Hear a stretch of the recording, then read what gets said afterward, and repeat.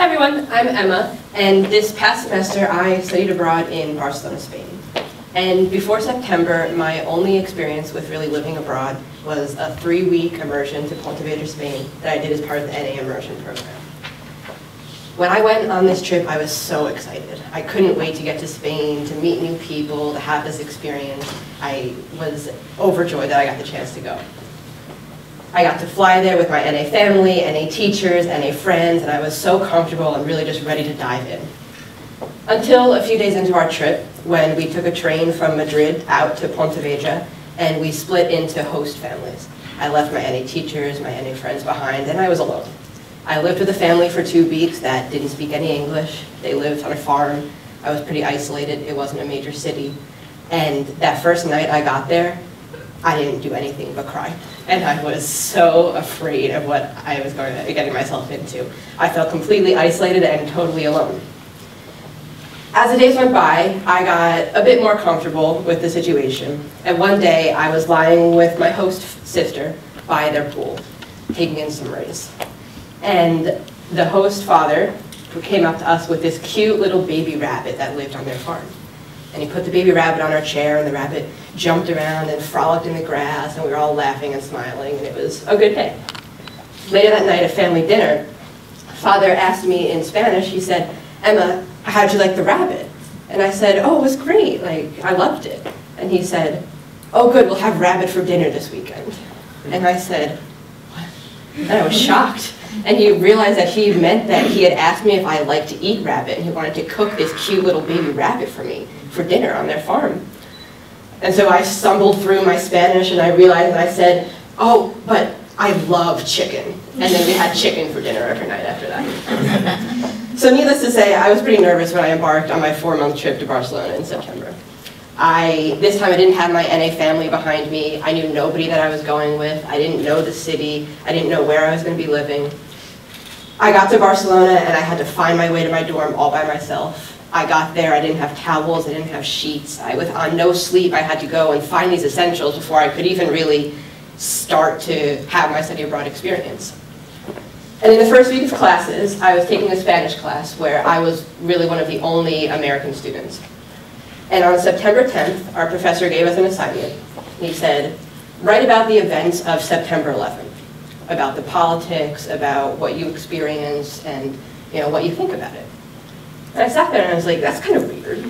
I'm in a Spanish class in Spain, and they're asking me to write about September 11th, like 12 years later, even still. And it didn't hit me until I walked out the door of that classroom that he meant nothing to do with the terrorist attacks in New York, and meant everything to do with this Catalan Independence Day that was happening the next day in Spain.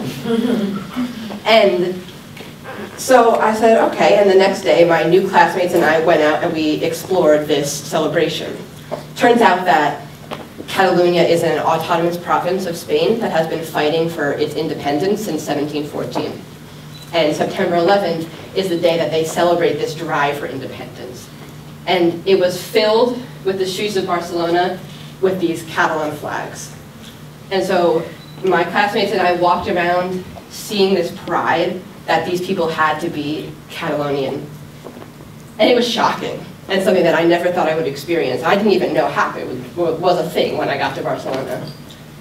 And in realizing this, in realizing that our professor meant nothing to do with what we think of when we hear those words, September 11th, and seeing this pride that rivaled any sort of pride I had ever seen at a July 4th parade or Memorial Day parade, made me realize that I had come to Barcelona with a very American mindset, and that it was hard to just leave that at the door.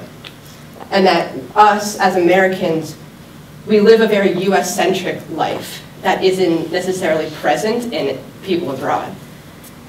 And in seeing this pride, it made me realize the importance of sort of opening up our eyes and taking this US-centric point of view that we have and incorporating the ideas and the differences of these other cultures in order to truly form a global perspective.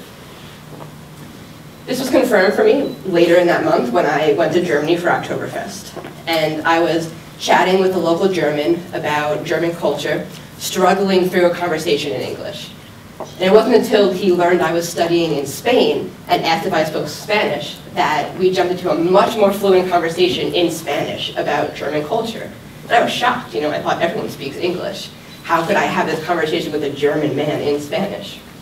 Again, this just opened my eyes to the fact that we need to broaden our horizon and to really sort of take in these ideas and these differences from these different cultures around us in order to really live a fulfilling life.